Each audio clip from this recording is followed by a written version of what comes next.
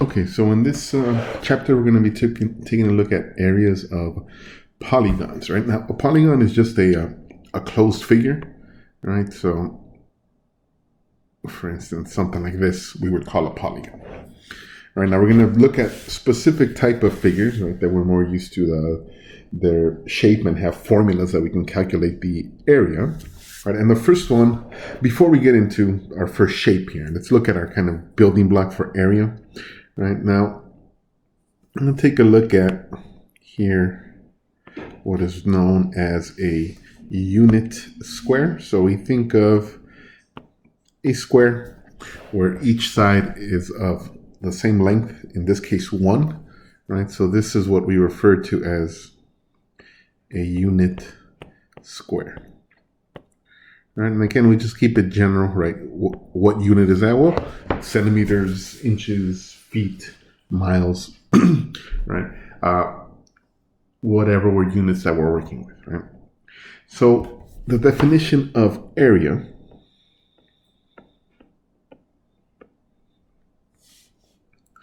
So the area of any closed figure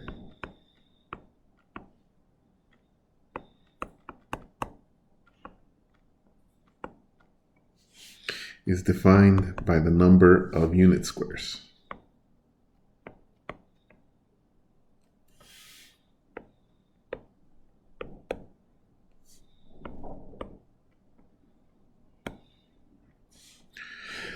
Of unit squares it contains.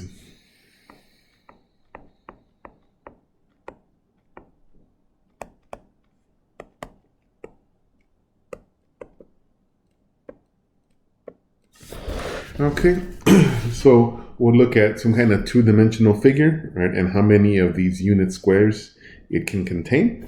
Now, our first polygon is going to be a rectangle, which is a type of a quadrilateral. Right, so quadrilateral simply means that it is a figure with 4 sides.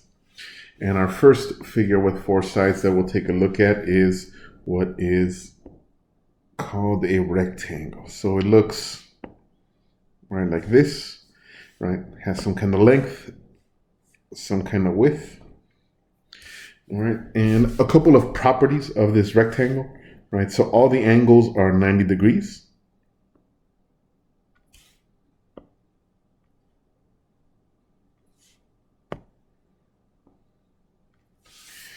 Okay, and the opposite sides are going to be parallel to each other. Okay, so that is what makes something a rectangle, right? All 4 of those conditions, right?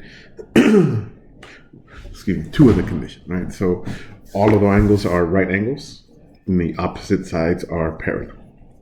So now let's take a look at, well, how do we define the area of a rectangle?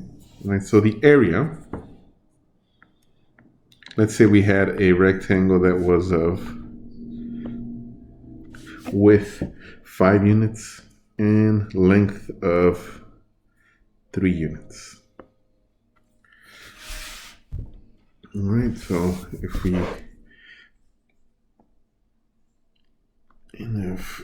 partition it out here, and again, let's assume that these are of equal length, right? Not quite to scale. 2, 3, 4, 5. Okay, I can maybe do a little better than this. Okay. All right, it's a little better. Okay, so let's say here again, length 3 units, right? Whatever those units are. All right. Notice here that if I partition it in this form, each one of these little squares in there is a unit square. Right? Since each one of these is right 1, 1, 1, 1, 1, length 1. Right, making a 5, and then here 1, 1, 1.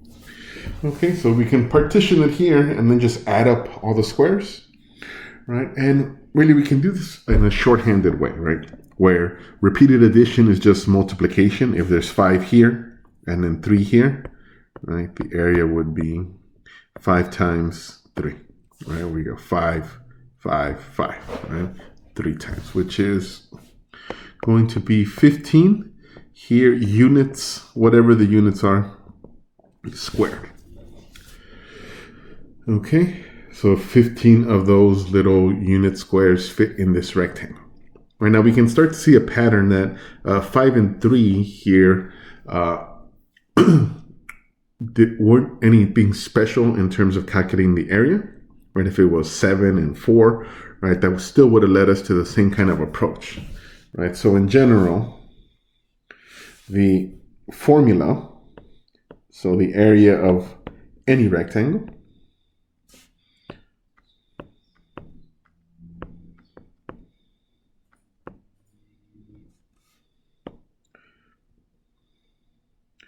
of some length